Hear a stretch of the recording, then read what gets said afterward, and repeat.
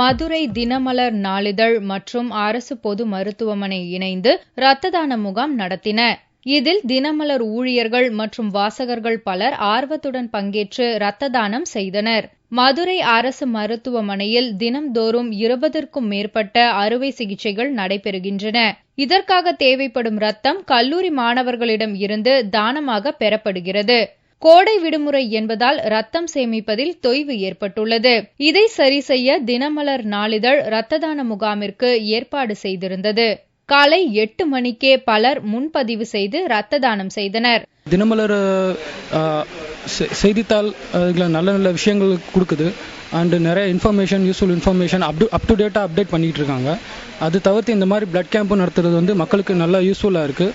இந்த மாதிரி சோசியல் சர்வீஸில் நானும் ஒரு மெம்பராக இருக்கிறது நான் ரொம்ப ஹாப்பியாக இருக்கேன். மருத்துவமனை அதிகாரிகள் மற்றும் மருத்துவர்கள் தலைமையில் நடைபெற்ற இரத்த தான முகாமில் இரத்த தானம் செய்தவர்களுக்கு சான்றிதழ்கள் வழங்கி கௌரவிக்கப்பட்டது.